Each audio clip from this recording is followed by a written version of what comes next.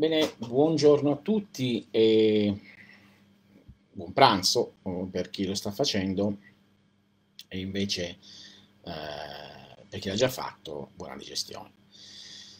Ci vediamo dopo un po', come sto facendo spesso, per non intasare eccessivamente con la mia presenza il vostro pensiero e lasciarvi sempre il tempo di pensare e di rendere vostre c'è quello che si dice per decidere se può essere una cosa interessante o reale o meno.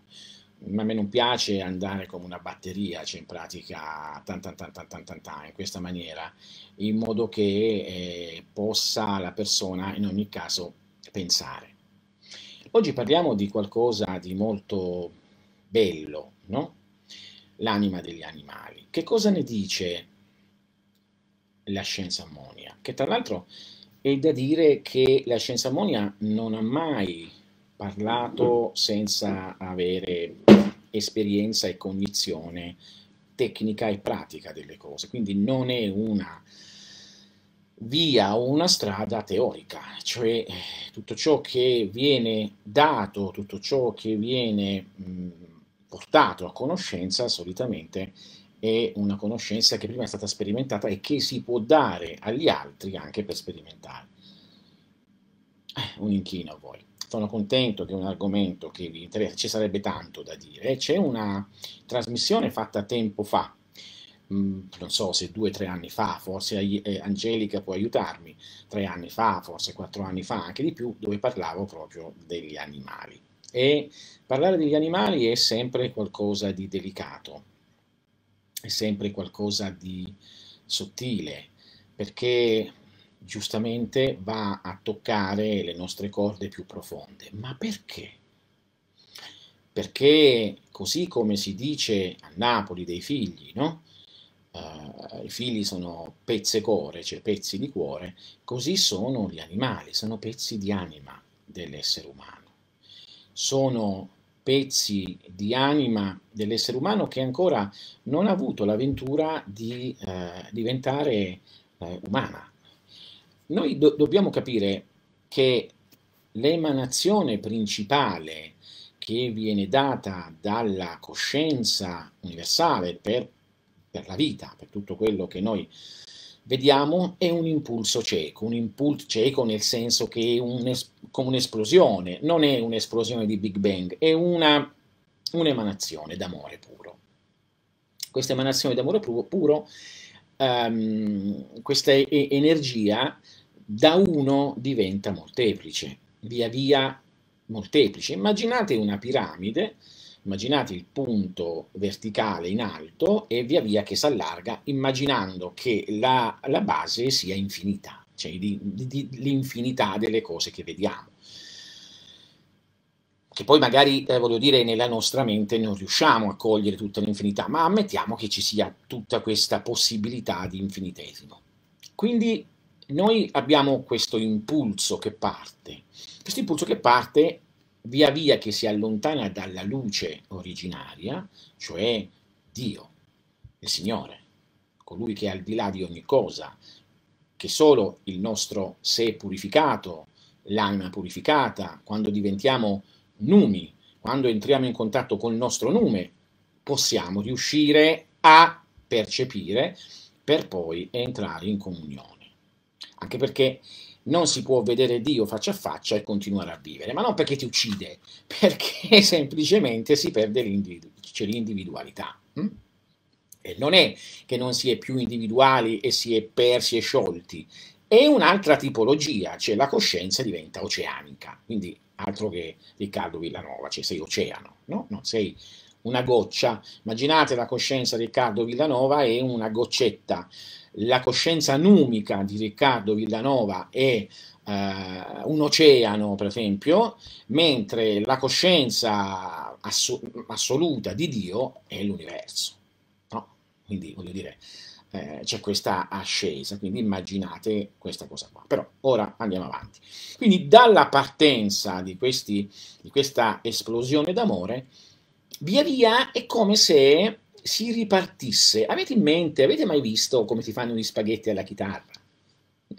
E io tento sempre di usare oppure quando fate la pasta no? Con la macchina della pasta, che voi mettete la pasta fatta e poi escono tanti fili e quindi gli spaghetti. Bene, immaginate che escano da questa unità, vengano fuori c'è tanta energia, si diversifichino come tanti piccoli frammenti, e immaginate che questi spaghetti che escono, c'è chi arriva prima, c'è chi arriva dopo, c'è chi si rallenta, eccetera, eccetera, però fanno sempre parte dell'assoluto.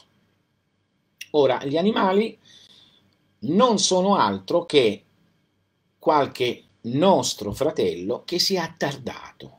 Sono fratelli che si sono attardati, cioè energia che si è attardata, che non ha avuto la forza e la fortuna e la grazia di avere un'incarnazione umana. Perché avere un'incarnazione umana è difficilissimo, perché l'uomo è l'unico che può riuscire a rispecchiare Dio totalmente, cioè ossia la natura assoluta o la divinità o il divino, passatemelo, chiamatelo come volete, il tutto, la coscienza totale, è una cosa insomma da poter scegliere come indicare. E quindi è come se voi aveste fatto più strada, è come se voi siete più bravi, più abili, più in gamba, e avete fatto cose migliori, azioni migliori, che hanno portato al fatum di essere uomo. Guardate che essere uomo, dice, che sfortuna, sono uomo, sono incarnato qua, ma in realtà la sfortuna è degli animali, perché senza l'uomo gli animali non riescono a poter avere tutta la coscienza per vincere l'assoluto dormire della loro autoconsapevolezza, ma l'essere umano è autoconsapevole.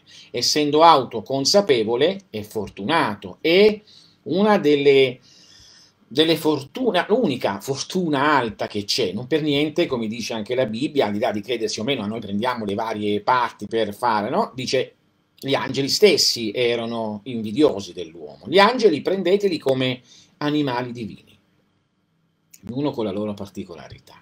L'uomo è assoluto, l'uomo è totale, l'uomo è l'assoluto, l'uomo rifrange l'assoluto. Gli animali sono questa energia che è partita e che si è diversificata in tanti intelletti, quindi non per forza l'intelletto umano, l'intelletto del cane, l'intelletto del gatto, l'intelletto del lucertola, ognuno a suo modo, secondo il disegno divino, a secondo tutto ciò che è la possibilità della vita di manifestarsi. Quindi si ha a che fare con Dio quando si ha a che fare con gli animali, perché non avendo autocoscienza, autoconsapevolezza, cioè essendo puri, un'azione fatta su un animale ha più colpa di un'azione fatta su un uomo. Perché l'uomo può difendersi e meditare vendetta, non è una cosa bella, ma lo può fare. L'animale no. Provate con il vostro cane. Il vostro cane, se fate finta, mi dispiace anche dirlo, di sgridarlo, ma poi dopo un secondo gli dite vieni, lui viene. Ecco la purezza, no?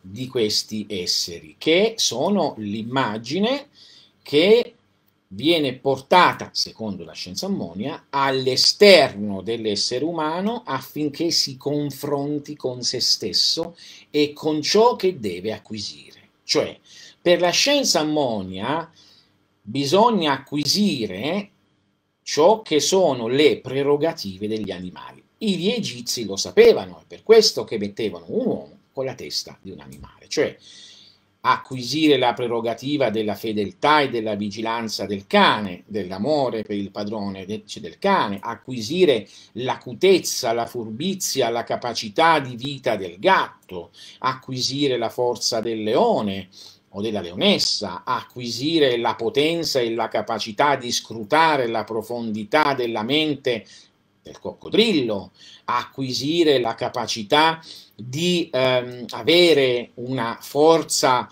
magnetica superiore come il serpente, acquisire la capacità di volare con la mente degli uccelli, acquisire la forza dell'elefante. Gli stupidi che cosa fanno? Uccidono il leone, mangiano il leone e pensano di avere l'energia. L'avranno un po' di energia sicuramente, ma non è questo il metodo.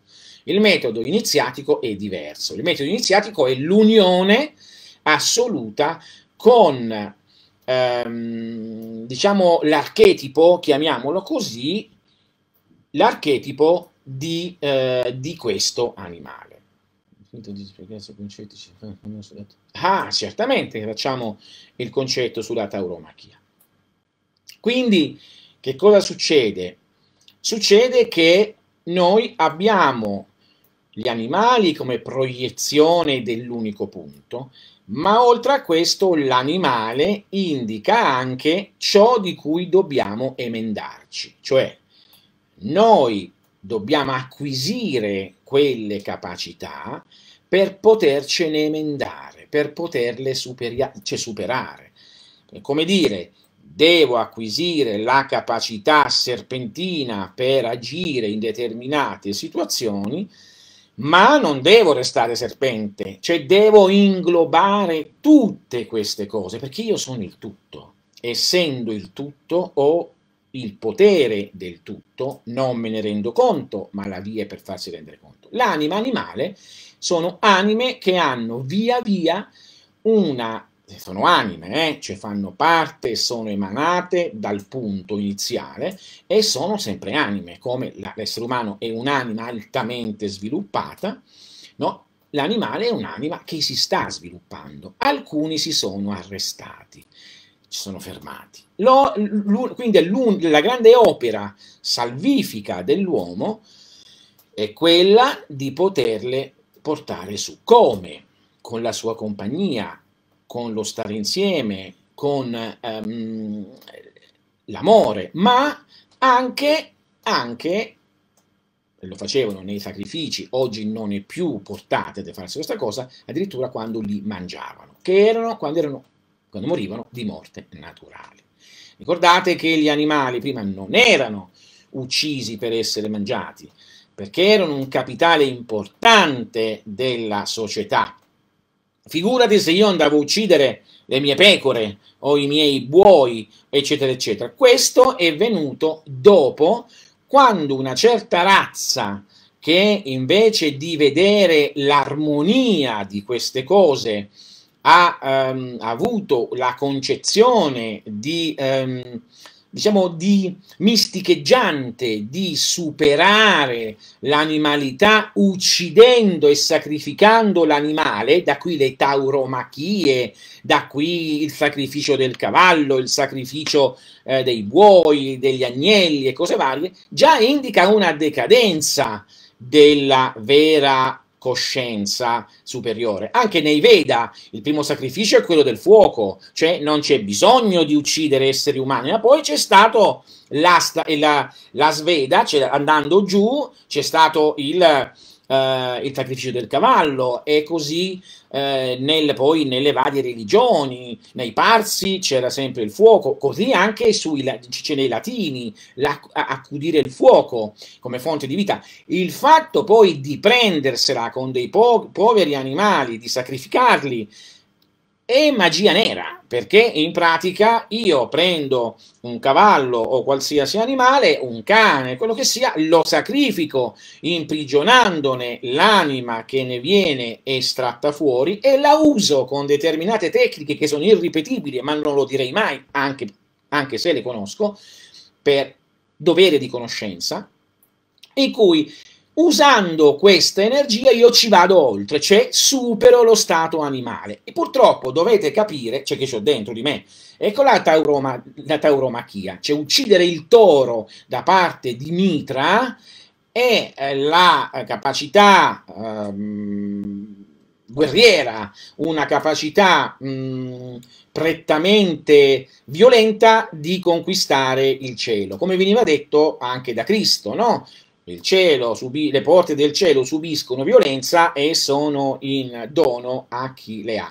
Ma questa è una strada. L'altra strada è quella, per esempio, della compassione assoluta degli animali. Io quello che ho potuto vivere in questi giorni, e lo dico senza tema di nulla, è venuto a mancare, perché per me come una persona, il mio cane che avevo da 16 anni l'altro giorno, quindi non ieri l'altro giorno, e quello che ho visto che qui ci accade è il trattamento degli animali come se fossero esseri umani, cioè c'è stato il funerale, ci sono stati 2 monaci che hanno fatto la cerimonia, una cerimonia molto bella che indica per accompagnare addirittura l'anima nella sua morte. Quindi è stata fatta questa cerimonia che in Occidente sì, ha vissuto benissimo, è stato amato con tutto il cuore, ha dato tanto amore, figuratevi, cioè voglio dire, ha vissuto bene, per carità, se l'ha meritato karmicamente. Quindi che succede? Succede che, per esempio, qui c'è il rispetto, che ecco l'altra via, la via buddhica o la via della compassione, che non è per i buddisti, e dovrebbe essere per ogni essere umano, la compassione per tutti gli esseri. Gli animali sono fratelli meno fortunati, nel senso che non hanno sviluppato la parte intellettuale, mentre hanno sviluppata tutta la parte fisica e la parte emotiva, perché i cani, se li tratti male, si fanno una pipì addosso, si spaventano, oppure se ti vedono, fanno festa, si fanno una pipì addosso. I gatti si aggrappano al tuo braccio se te ne vuoi andare. Non è assolutamente sbagliato tenere le ceneri, ma assolutamente no, perché li hai amati, non c'è nessun problema. Anch'io mi sono fatto dare, e poi non sono ceneri, sono ossa, piccole ossa, sono stato lì durante tutta la cremazione, 2 ore, quindi sono stato lì fermo, siamo stati lì in pratica. Ma la cosa bella è la cerimonia fino a portare l'acqua che hanno benedetto mediante il rito buddista thailandese è stata riversata dove? Sotto un albero. E questo albero indica, un albero loro, la rinascita, perché è chiaro che deve rinascere, a meno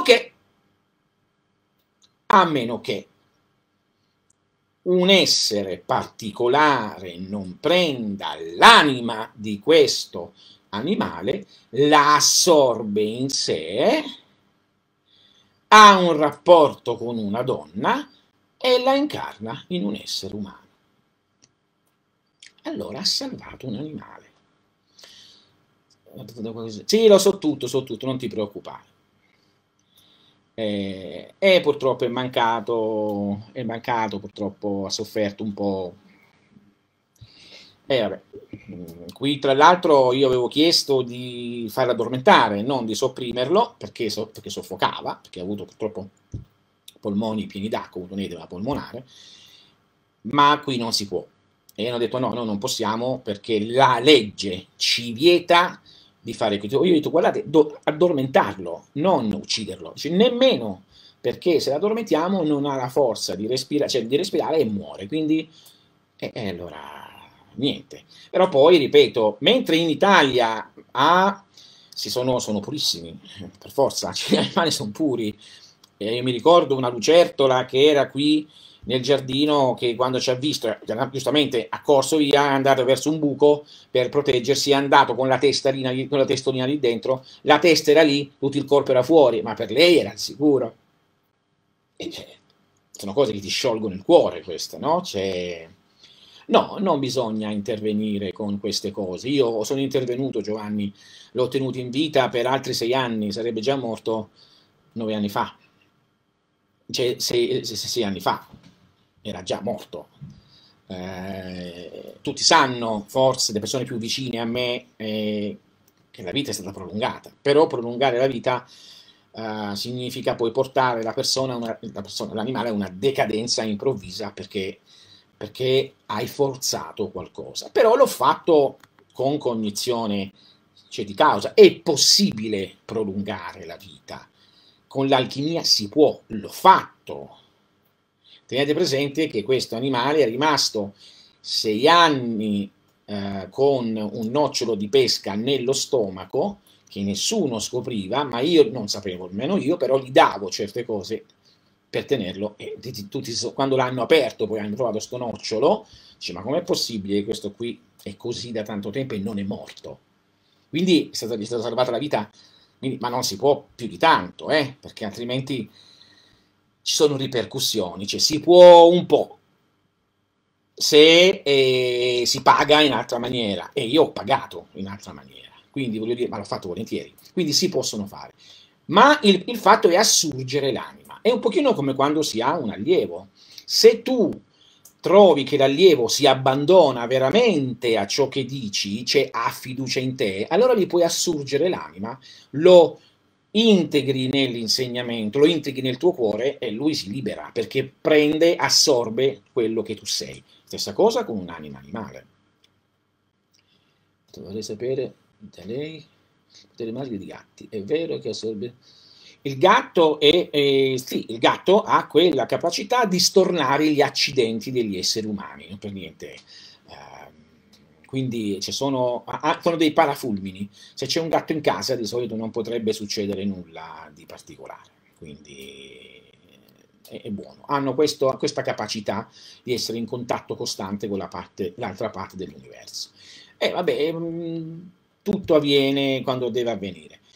Certamente che gli animali parlano tra di loro, potete fare l'esperienza anche se imparereste a entrare nel profondo della coscienza andando a trovare le anime degli animali. Non c'è un parlare, ma c'è una comunicazione reale, però è limitata a quell'intellectus che hanno. Quello che potete fare? Io gli ho dato qualcosa, io sono certo che questo cane diventerà uomo. No, non per niente mi è stato detto, lo dico qui senza tema di essere smentito, perché accadrà, le cose che mi vengono dette così accadono, dall'anima stessa, perché io dopo che è morto ho fatto certe cose che sto insegnando a tutti per andare a trovare la sua anima, pratica, questo lo porterà al suo paese d'origine, si incarnerà e lo conoscerò prima di morire. Perché? Perché ho assurto quest'anima. Chiunque vedeva questo cane si rendeva conto che le cose erano un pochino diverse. Poi, sono vicino per questa mancanza, un passerotto, non mangiava su in mano. Mi ricordo mi morì in mano che tremavo, alla fine si distese. Sì, avviene, tenetelo, buonasera, tenetelo, cioè, gli animali devono essere protetti. Ma questo vale solo per i cani e i gatti? No, per tutti. Perché vi ricordo una cosa, la capacità degli animali. Il grande maestro indiano del 1950, Ramana Maharshi, liberò, ripeto, liberò una mucca, Lakshmi, cioè la portò alla realizzazione del sé, una mucca. Gli animali possono raggiungere questo. Ci sono le tecniche, esistono, possono essere insegnate. L'ho fatto, ripeto, questo cane diventerà uomo. Ridete, fate quello che volete, tanto a me non mi interessa, non me ne frega niente del pensiero degli altri. Io dico quello che devo dire per i pochi che possono dire, caspita, è possibile. Quindi potete fare del bene veramente agli animali. L'amore li fanno evolvere. Anche se avete come ti chiama, un geco in casa, l'amore lo fa evolvere. Voglio dire, è proprio, sono delle antenne, dei parafulmini d'amore. E poi ne avete le prove. Dalle questioni etiche e karmiche, la trasferenza avatrica dell'essenza vitale del cane anziano, dunque trapassato in un cucciolo, giovane nato di razza omogenea, è stato sperimentato con un certo grado di successo. Sì, ne sono d'accordo. È successo, sì. Può essere fatto da un conoscitore delle tecniche di estrazione dell'anima e di trasferenza. Sì, può essere fatto tranquillamente. Alla fine è ciò che è stato fatto per dare un utero nuovo, un utero umano e poi è stato fatto tante volte, un utero umano ad intelligenze. Può essere fatto per intelligenze non umane. Se leggete vari resoconti di esseri elementari, chi sono gli esseri elementari che si incarnano come uomini? Animali. Oppure esseri che non sono animali, sono altre intelligenze, che non hanno magari protocorpo. Se si può fare per quelli, si può fare anche per gli animali. Poi, io penso di sì, di riconoscerlo, perché ho avuto l'immagine. Tra l'altro, attenzione, io ho fatto fare la stessa cosa a mio figlio, per vedere il riscontro, e mio figlio ha detto: mi sono trovato da dove il cane è stato preso, sapendo che è tornato là, non lo so. Ho visto e io sono stato portato da lui, lì rinascerò, lì sarò così. Abbiamo avuto la stessa, quindi la conferma che accade sempre, perché le tecniche sono queste, e quindi la sicurezza della cosa. Alla fine non è tanto diverso da quello che fanno i tibetani per riconoscere i loro reincarnati, voglio dire, no? E invece le piante non hanno un'anima, hanno solo essenza vitale. L'anima significa avere capacità di una percezione superiore, di un sentire superiore. Però sono passabili di evoluzione. Una rosa può diventare una quercia può diventare poi un animale di genere particolare, perché anche loro sono parti del punto che viene emanato. Sempre adorato vedere come... sì, è un vero... Infatti è stato accudito come un bambino fino all'ultimo istante, voglio dire, sempre, col massimo rispetto. Ma noi facciamo questo con tutti gli animali. Cioè, voglio dire, quindi deve essere fatto, lo si fa con le piante, perché riconosciamo, e dovreste riconoscere anche voi, la divinità ovunque. Vivian, figurati, una sacerdotessa della dea se non riconosce questo, non per niente adesso le sue ossa sono davanti alla dea, quindi è stato visto, corre, si può dire, no? Avrà la sua vita non più sotto quella forma, la forma cambia, perché la forma cambia. Non immaginate che rimane sempre fissa. L'idea cristiana che gli animali possono essere sacrificati, ebreo, cristiana, musulmana, cose varie, è sbagliata. Non per niente ciò che disse anche questo Papa oscuro, perché è un Papa oscuro, non pensate agli animali, pensate più agli uomini. Io sono contrario, pensate un pochino più agli animali, che forse possono essere gli uomini migliori di domani, perché gli uomini che ci sono oggi ci stanno dimostrando che sono peggio degli animali. Anzi, scusatemi, agli animali, è un paragone che mi vergogno di fare. Sono peggio dei demoni, voglio dire, quello che sta succedendo. L'evoluzione, l'energia, la coscienza passa attraverso tutti gli... Sì, passa attraverso tutto, si disse, no? Sognai di essere pietra, poi mi svegliai pianta, sognai di essere pianta e mi svegliai come animale, sognai di essere animale, mi svegliai come uomo, sognai di essere uomo, mi svegliai come Dio. Quindi è una delle antiche meraviglie delle poesie sufiche dei non pazzi islamici, ma dei veri islamici, di coloro che amano veramente la divinità, Dio, che ci sono. Non cadete nella tentazione della propaganda che tutti gli islamici sono pazzi, mettono bombe. È una sciocchezza, lo fanno per potervi dividere. Purtroppo questo è nato nel 1920 in Egitto, queste tipologia della jihad e cose varie, quindi non ha niente a che fare con la vera. Attenzione, lo dice uno che non è musulmano, né cristiano, né ebreo, né di religione ebraica, quindi vi dico attenzione. Però in queste religioni gli animali sono trattati in una maniera terribile, no? Basta sapere che nel tempio ebraico scorreva il sangue a tutto andare. Poi ha detto che l'uomo è più evoluto nel caso di bambini che nascono disabili nel accompagnamento, come si pone il concetto di evoluzione dell'anima. A volte li guardo e mi chiedo perché devono... Allora, purtroppo c'è da dire qualcosa che deve essere capito molto bene, ma molto bene. Attenzione, Rossana.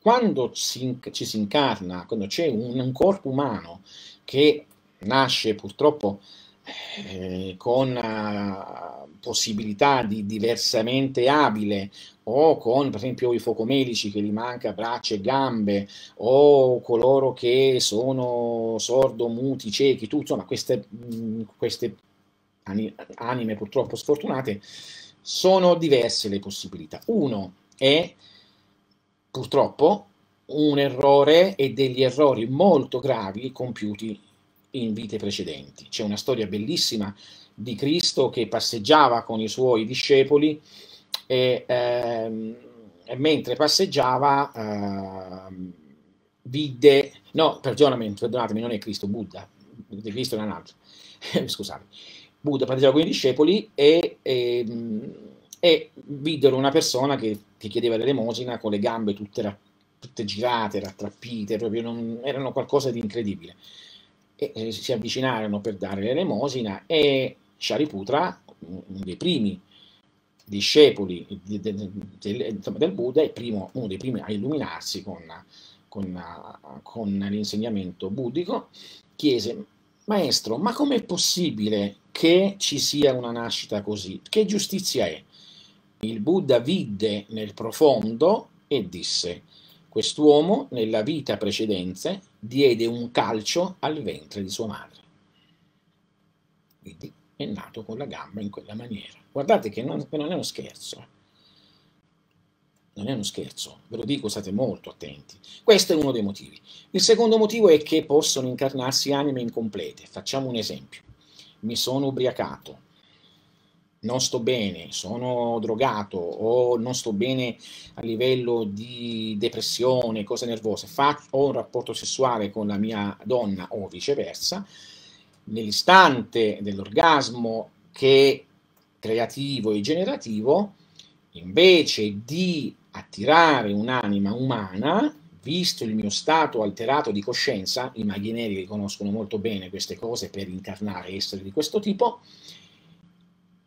scende, viene attratta un'anima bassa, quindi che ne so, un'entità che non ha, si dice, i quattro elementi più il quinto, che è quello spirituale, magari ne ha 1, 2, 3, e si vede poi, e quindi non ha la possibilità di esplicarsi completamente e nascono queste cose.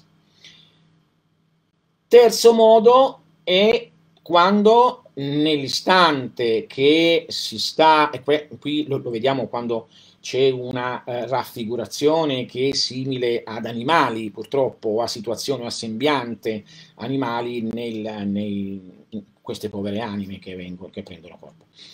Nell'istante del coito può capitare che la perdita di concentrazione interiore tramite il fuoco di Eros possa entrare un'anima diversa senza che ne sia chiamata, possa forzare, prendere il posto dell'anima umana. Può succedere anche questo. E quindi da lì è come se tu che hai guidato la 500 hai sempre, ti danno una Ferrari e ti ammazzi. Tutto qua. Poi, cosa c'è? Se esco dalla cupola posso portare i cani che ho seguito con me. Dipende se non si sono già reincarnati, perché se un'anima animale viene presa, viene accudita e viene portata verso una trasformazione superiore, e quindi ok, però deve essere tenuta a lungo in sospensione, cioè lì bisogna agire per andare a fermare il karma immediato, perché solitamente ci servono 3 giorni mentre nell'essere umano ci sono, per gli esseri simili agli animali, negli esseri umani è anche lì immediata o entro 3 giorni la ripresa dell'utero. Negli esseri più alti può giungere fino a 9 mesi, però voglio dire, altri fino a 9 anni, gli esseri più puri, più distanti dalla materia sono, più rimangono in sospensione nello stato di assoluta perdita del corpo prima di tornare. Quindi dipende dalla capacità e dalla conoscenza. Si può ripulire dopo l'atto sessuale con persone e questo è uno dei grandi guai. Per ripulirsi da rapporti sessuali, attività sessuali con persone purtroppo non pure, oppure nel senso che pure per carità, senza dire niente a nessuno, ma magari che non hanno le tue stesse idee di purezza o che vivono, serve molto tempo.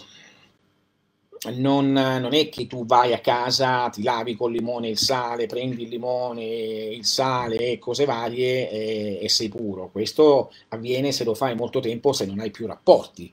Ricordatevi che sperma e fluidi vaginali, cioè una volta che toccano l'aria, cioè appena vengono espulsi, questi si allargano nell'aria sottile e vengono assorbiti con la respirazione della pelle.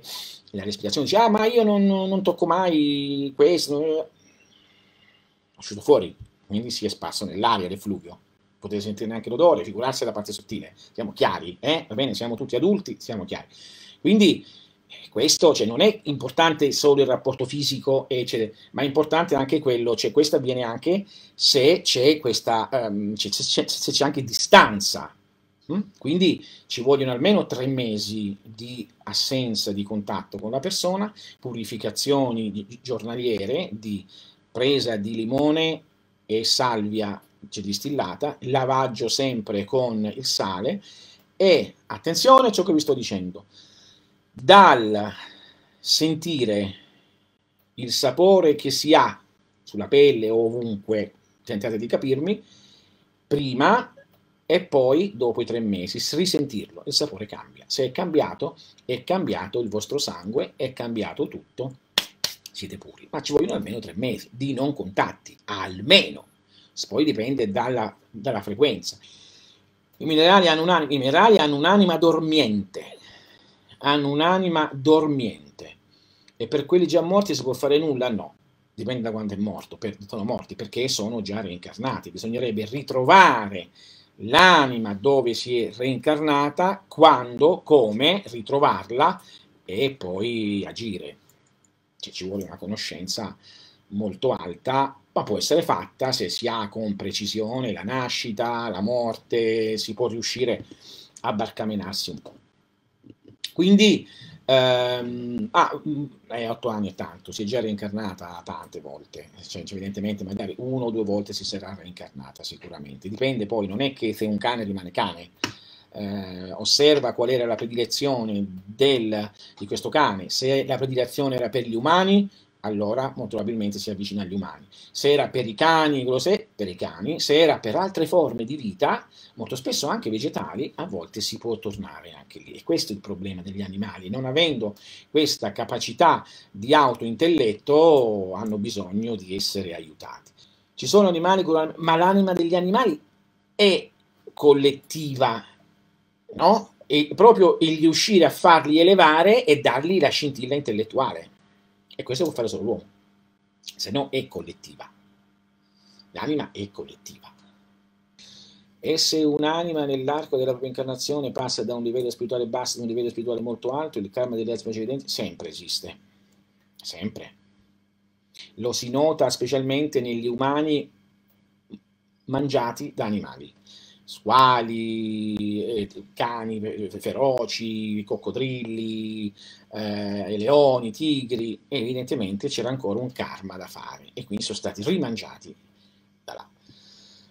E se una persona, penso sia il mio caso, si incarna sempre nello stesso loop temporale, la stessa vita, beh, questa è un'altra storia. Qui dobbiamo riuscire a liberare questo loop. Bisogna riuscire a liberare questo loop. Cosa significa? Noi tutti siamo nello stesso loop, bisogna semplicemente riuscire a svegliarci da questo loop e allora se ci svegliamo possiamo svegliare gli altri. Poi, allora, volevo dire una cosa, attenzione che per quanto riguarda le cose che io dico, cioè della scienza ammonia, non c'è nessuno attualmente che io abbia abilitato più a parlarne. Ricordatevi che sono attualmente l'unico che parla di questa cosa. Se c'è qualcuno che parla a nome mio, persone che possono parlare a nome mio, persone che vi possono contattare e dire datemi questo, quello, oppure questo, lo dice il maestro, non date ascolto a nessuno, perché io a nessuno ho dato e do la possibilità di fare questo. Nessuno parla a nome mio, nessuno. Va bene? Venitemela a dire a me. Nessuno, ripeto, nessuno parla a nome mio, di nessuna cosa. Questo sia chiaro, perché per evitare problemi eventuali. Seconda cosa, si è formata la classe dello Splendor Solis per coloro che conoscono già un po' di alchimia. Splendor Solis si basa sull'alchimia che è dell'essere umano e quindi sul sangue dell'essere umano e quindi dove risiede l'anima ed è un'alchimia superiore.